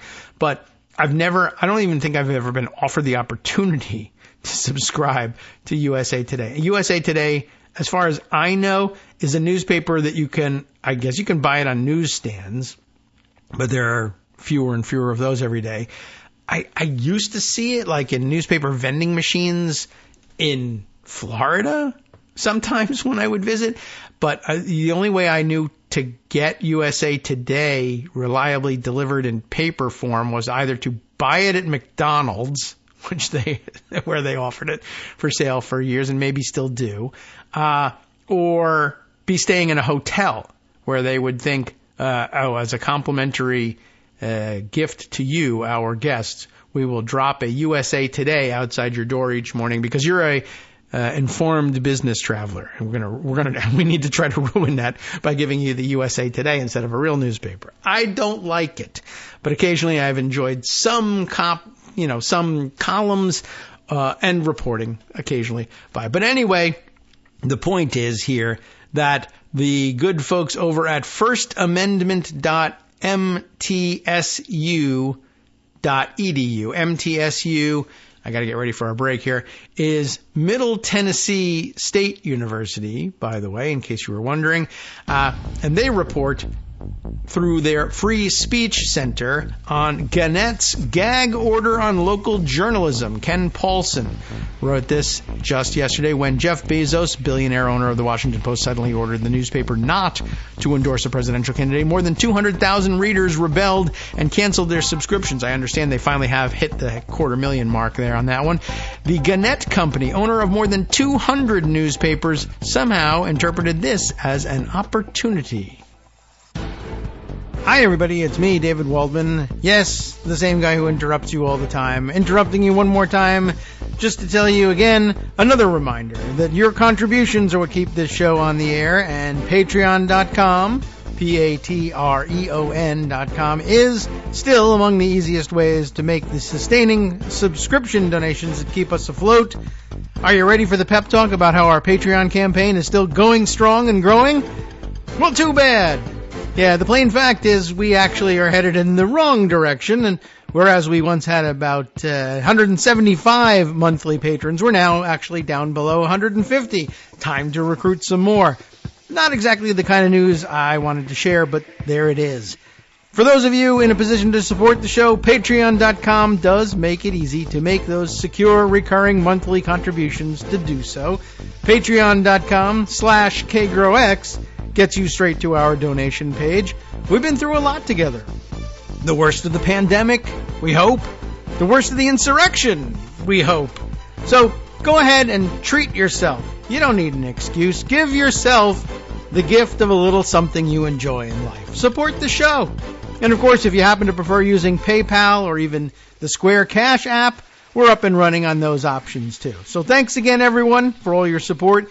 We couldn't, or at least shouldn't, do it without you. Hope you'll be on board soon too. Thanks for all your support. All right, welcome back now to the Kagro in the Morning Show here on Netroots Radio. We were in the middle of reading this piece from First Amendment, or the First Amendment Free Speech Center, rather, at Middle Tennessee State University, pointing out that Gannett's entire chain has, come to view the Washington Post's refusal to publish an endorsement as an opportunity of sorts. Not an opportunity to jump in and say, well, we'll be the thought leader for the rest of America then. I don't know if that was really in the cards for USA Today, but they did take it as an opportunity to join the Washington Post, in refusing to endorse, but not just refusing to endorse, blocking everybody's ability to do so, even if that was, in their professional opinion, the right thing to do.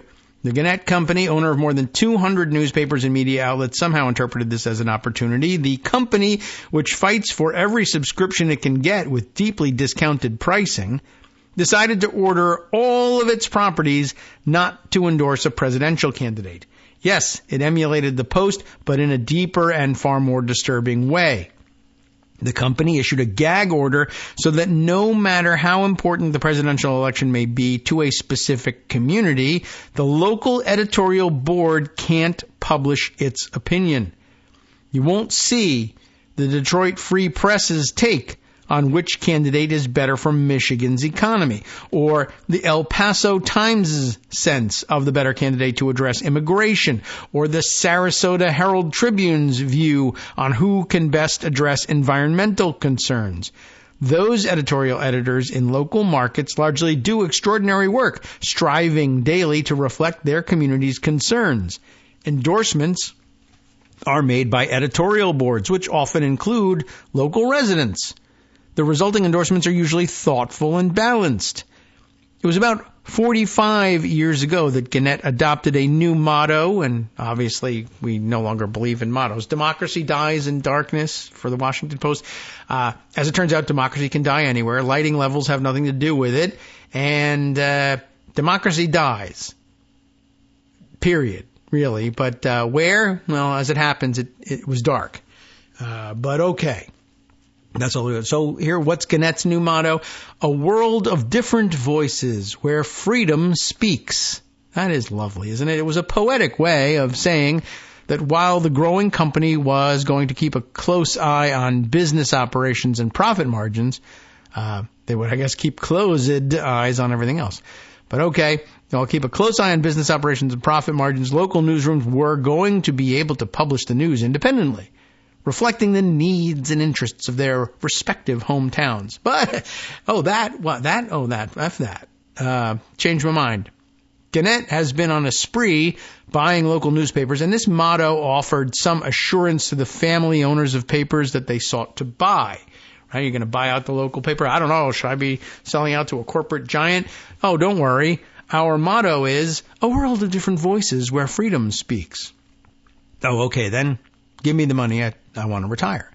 It was also largely true, I guess, at the time anyway. I worked many years, says our author here, for the Gannett Company, including serving as editor of its flagship, USA Today, but also the Green Bay Press Gazette, not the Green Bay Press Gazette. That's how I wanted to call it. Gannett's suburban newspapers in New York, and Florida Today in Melbourne, Florida. In all of those jobs, I reviewed and signed off on daily editorials. Over a span of 15 years, there was no hint of corporate interference with what we published. Just, I didn't really love it. Didn't rise to my high standards of whatever. But okay, he's saying they were at least free to do what they wanted to do locally. USA Today was so committed to the free flow of opinions that for years it published its lead editorial along with a guest piece telling us why we were wrong. That included presidential endorsements. There are some who will say, "Why do you think you can tell us how to vote?" And I understand the sentiment. That's not what good editorials do, though. I've always felt that newspapers should do the hard work of sorting through candidates' attributes and making the same hard decision every voter has to make. That's a good way of looking at it, I guess. An endorsement is not intended to say, vote this way. Instead, it's an illumination, a careful assessment of candidates' merits, and some thoughts about why one might be a better choice than others. There's no question that news organization endorsements are in decline, and it's for business reasons. As traditional news media strive to maintain their existing audiences in a highly polarized society, they fear alienating a significant percentage of readers. It's a practical decision, not a lofty one, and not done on the fly. Indeed, it may be that the digital transformation of American news media means that earnest media or endorsements no longer have the value they once did. That decision, though, needs to come well in advance of the elections. The Post, Washington Post, and the Los Angeles Times were roundly criticized for abandoning a tradition of endorsing presidential candidates less than 2 weeks before Election Day. Gannett cut it even closer, possibly seeking some cover from the fact that others were taking the same step, but it wasn't the same step. Gannett silenced more than 200 local newsrooms with a single corporate edict, ignoring the needs of local communities at a time when editorial leadership is increasingly scarce. A company culture can change pretty dramatically when a business is sold. New Media Investment Group, once known as Gatehouse, acquired Gannett in 2019. It kept the name, but not the values or most of the employees. Maybe the new Gannett can dust off that circa 1980 motto to make its new standards clear. Perhaps a world of different properties where no one speaks without our permission. It's a tough time for freedom of the press. So thanks then for that piece. Interesting insight to Ken Paulson, director of the Free Speech Center at Middle Tennessee State University and a former Gannett journalist himself. So just thought I would add that. Now, speaking as we were, of Gannett Properties and USA Today. I do have put away in pocket here something from USA Today, and I don't even remember exactly what it was, except that during the break I said, oh, I should be reading that one. Oh, and it's from USA Today. So what was it? There we are. Right. Some update on shenanigans that are happening. That happens to have been reported by USA Today, but this is in fact USA a couple of days ago. October 25th. Yet more crazy shenanigans. The feds, as in the fuzz, the FBI.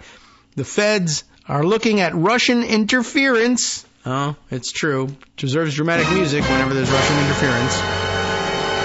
But once again, and this one, I guess, also some worrisome stuff. AI and the way it's being used. And I guess we'll look at this alongside.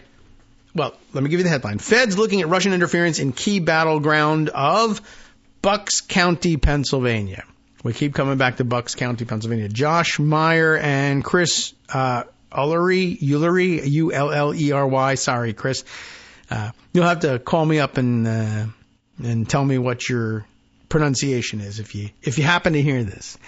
But what's going on here? I'll read you the story, and then we'll do the aside after that. Federal authorities believe a viral video spreading online showing mail ballots being destroyed in the key battleground suburb of Bucks County, Pennsylvania, might be a hoax perpetrated by Russia as part of its covert effort to help elect former President Donald Trump, a federal official exclusively told USA Today on Friday. Wow, what's happening here?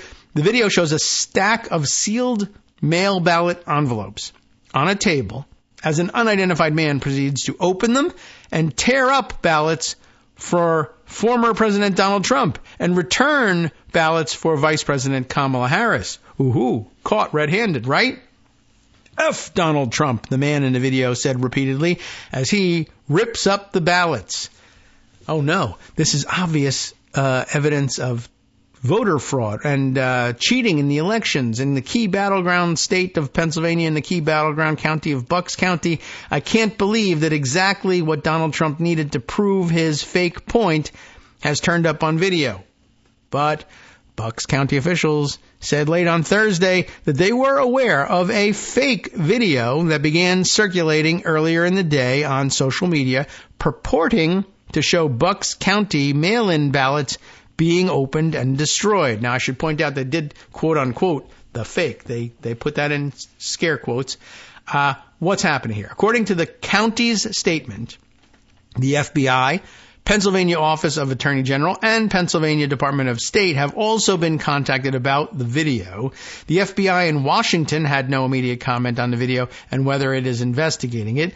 The video this next section is titled, Video Bears All the Hallmarks of Russian Information Operation. What are those hallmarks? Why do they say that? The next section begins, but a federal official told USA Today that the video bears all the hallmarks of being part of a massive Russian influence operation that has been ramping up as the election nears to help push Trump to victory over Vice President Kamala Harris, the Democratic nominee, the federal official said. That because the video, quote, fits into the narrative, unquote, being pushed by Russia, the FBI is taking the lead in probing its origins with an assist from U.S. intelligence officials and cyber experts in the Department of Homeland Security's Cybersecurity and Infrastructure Security Agency, CISA. Remember the ones who documented that the election of 2020 was the safest and most secure ever, and Trump immediately fired that person while he was still president?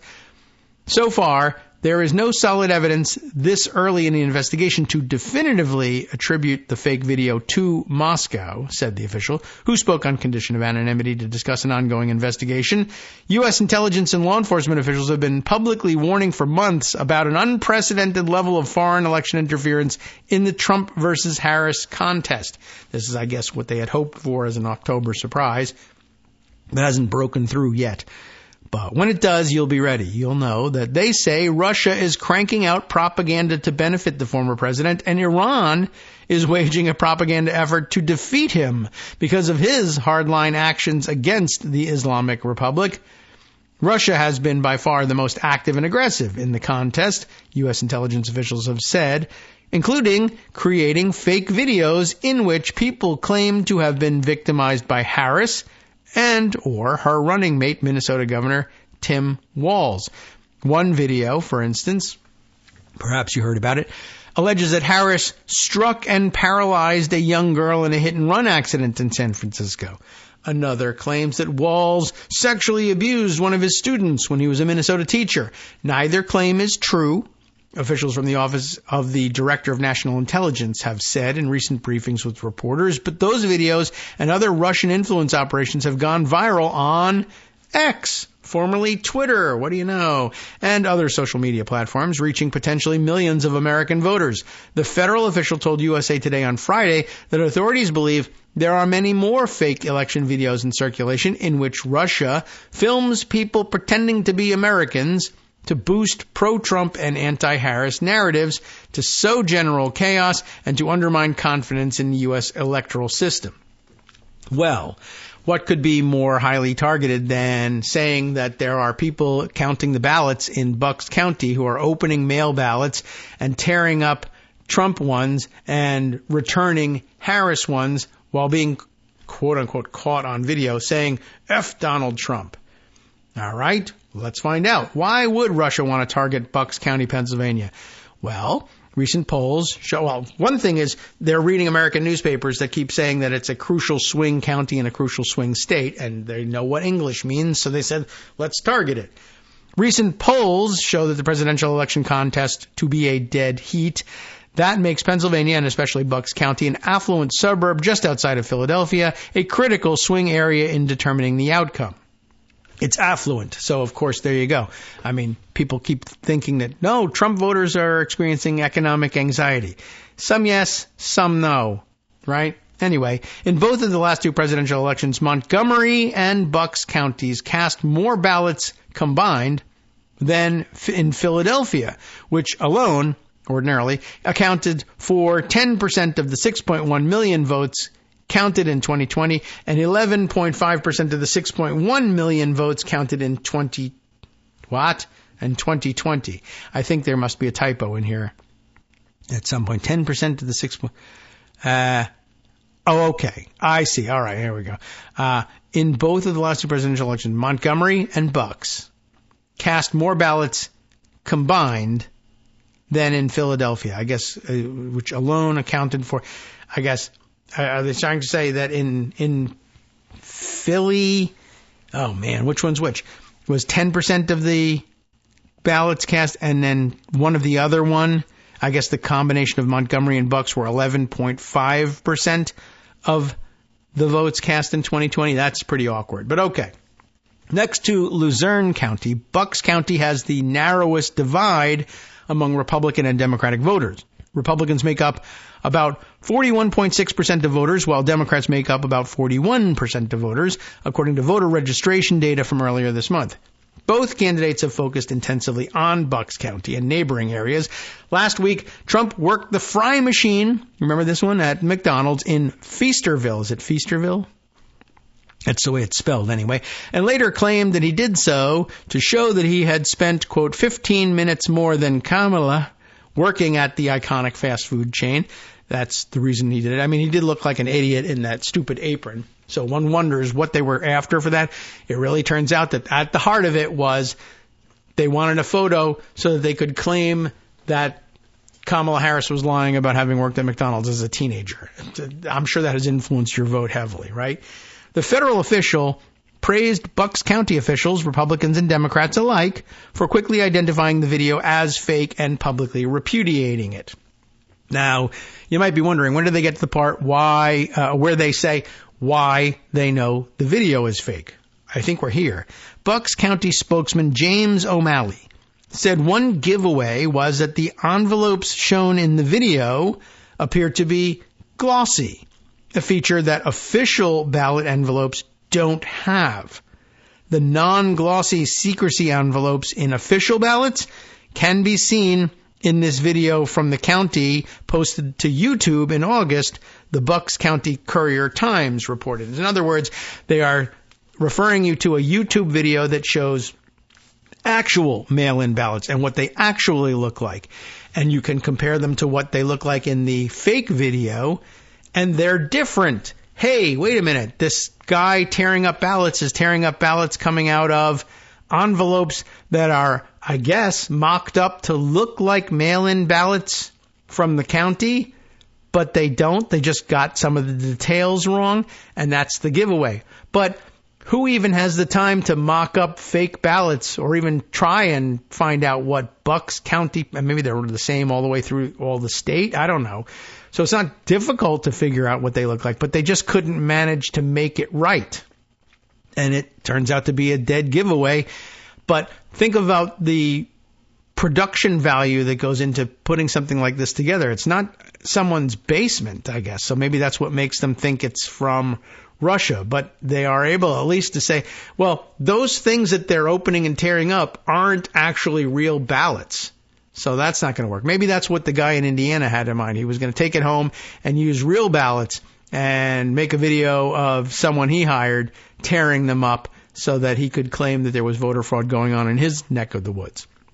This type of behavior is meant to sow division and distrust in our election system and makes a mockery of the people working incredibly hard to ensure a free and fair election is carried out. Bucks County Commissioner and Board of Elections Chair Bob Harvey told the Courier-Times. He said the Elections Board unequivocally condemns this purposeful spreading of dangerous disinformation.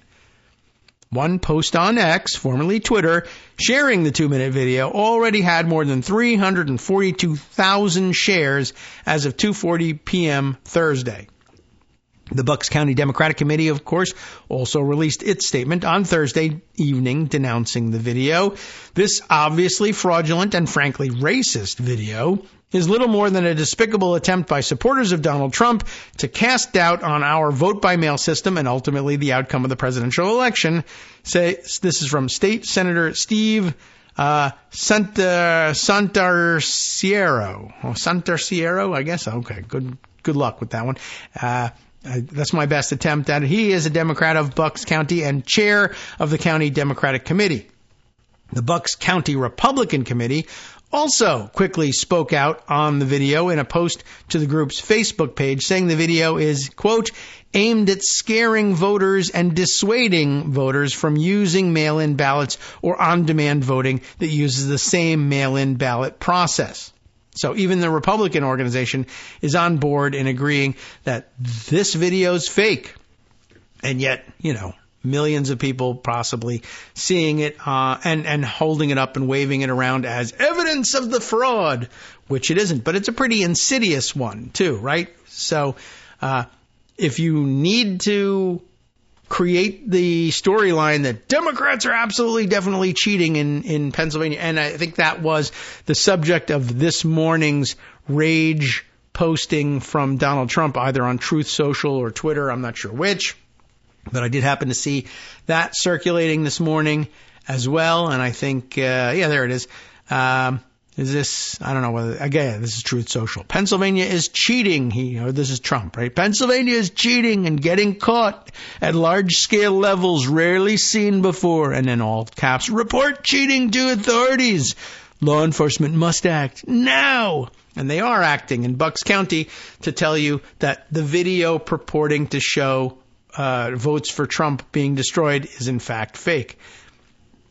So thanks USA Today for alerting us to that information. I thought that was, this is of a piece here. They're trying to create the narrative that they need in order to be able to claim that this is happening everywhere, even though every time they try to pull it off, they get caught. Somehow, I guess they believe, oh no, the Democrats are able to get by with it all the time. Yeah, it's unfair. Sure. All right, let's see. By the way, speaking of the LA Times being among those news organizations killing editorials, it turns out that there's at least one report, this one from Yahoo News, that the LA Times is killing much more than just the editorial endorsements. This headline tells us the LA Times planned a Case Against Trump series alongside the Kamala Harris endorsement before the owner quashed it. An exclusive to not to USA Today, but rather to Yahoo News by Ross A. Lincoln. Don't confuse him with Ross B. Lincoln. Glad we straightened that out. Here's what we got. Oh, look at this, Yahoo News. The first thing that comes up is a little button you can click on to use their AI to generate key takeaways.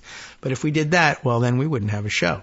Alongside its endorsement of Kamala Harris, the Los Angeles Times editorial board had also planned a multi-part series against Donald Trump before the whole thing was quashed by owner Patrick Soon-Shiong, if I have that pronunciation correct. The Wrap has learned. The Wrap is the feature here at Yahoo News that we're reading. According to internal memos viewed by The Wrap, the series, tentatively called The Case Against Trump, would have run, throughout this week. The endorsement of Kamala Harris would then have been published on Sunday. However, Soon-Shiong ordered the cancellation of the series and the endorsement without explanation.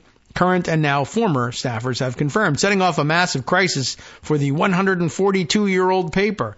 The South African-American billionaire's interference in his paper's editorial independence has sparked a rise in canceled subscriptions and several high-profile resignations, and there are also signs of growing unrest among staffers. On Thursday, editorial writer Karen Klein and Pulitzer Prize winner Robert Greene both quit. They followed editorial editor Mariel Garza, who resigned in protest on Wednesday. Both Klein and Garza have specifically cited Soon-Shiong's actions as the reason for their exits. The owner, quote, vetoed the editorial board's plan to endorse Kamala Harris for president, unquote, Garza said in her resignation letter, and alluding to the fact that the LA Times had endorsed multiple local and state-level candidates. She said, canceling the Harris endorsement undermines the integrity of the editorial board and every single endorsement we make, down to the school board races. People will justifiably wonder if each endorsement was a decision made by a group of journalists after extensive research and discussion, or through decree by the owner, she added. In a dissembling statement of his own posted on Wednesday on the social media site formerly called Twitter, Soon-Shiong blamed the editorial team itself for the lack of an endorsement, yet also essentially confirmed that he had in fact shut it down. I mean, he needs to say so if he wants to earn points from Trump, right? He said the board, quote, was provided the opportunity, unquote, to effectively draw false equivalence between Trump and Harris in op-eds, laying out the pros and cons of each candidate. Instead of adopting this path as suggested, the editorial board chose to remain silent, and I accept their decision, Soon-Shiong concluded. Really? We pitched an endorsement, and we were not allowed to write one, Garza shot back in a statement exclusively provided to The Wrap. And Klein, who also called Soon-Shiong a chicken ass, how do you like that one, stated plainly in a note explaining her resignation that the board was not the one choosing to remain silent. He blocked our voice. So he's just out there lying about it. Interesting. Since those resignations, Soon-Shiong's daughter also weighed in with the risible suggestion that quashing the endorsement, which, as we now know, also included spiking articles that accurately criticized Trump, was somehow related to the war in Gaza. The Los Angeles Times has not publicly addressed this crisis for readers.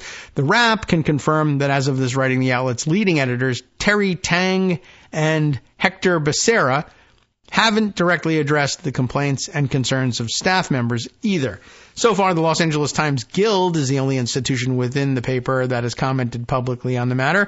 We are deeply concerned about our own owner's decision to block a planned endorsement in the presidential race, the union said in a statement on Wednesday. We're even more concerned that he's now unfairly assigning blame to the editorial board members for his decision not to endorse. And on Thursday, the Guild reiterated that it remains concerned about Soon-Shiong's actions and is pressing for answers. It also urged readers not to cancel their subscriptions, writing that subscriptions underwrite the salaries of hundreds of journalists in our newsroom.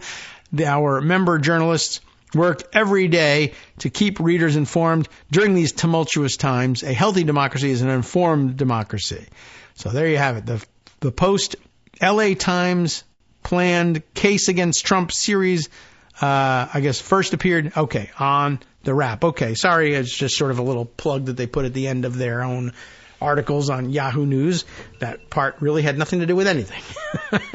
But there you go. So anyway, I guess the upshot of all this is that the interference from the ownership, at least at the LA Times, is wider than just spiking the endorsements. He's spiking entire news series of news articles explaining not only the endorsement, but the reason why Donald Trump is unfit for office, which is kind of a major storyline, a kind of a major theme across multiple papers and multiple outlets these days.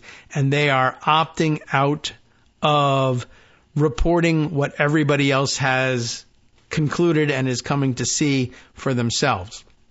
All right. Well, that leads us to the end of our time for today. There's plenty more. We haven't really even gotten to a discussion of, I don't know how much really we want to discuss it, but maybe I need to read more detail about it offline so that we can wrap it up in summary fashion. But yes, we should probably also acknowledge at some point that Elon Musk, as the Washington Post puts it here in this article from when? When did they finally report this? October 27th. So we're a little bit behind on this one. Elon Musk, enemy of quote-unquote open borders, launched his own career in the United States working illegally. He was here on a student visa initially. Remember, he's South African. And he came to the United States on a student visa and apparently almost immediately dropped out of all his classes, which means he wasn't a student, which means he loses his eligibility to be in the United States on a student visa, but instead just went directly into launching his first tech startups and raised money, raised capital for it, got investments, yada, yada, blah, blah, blah, sold the thing, became rich.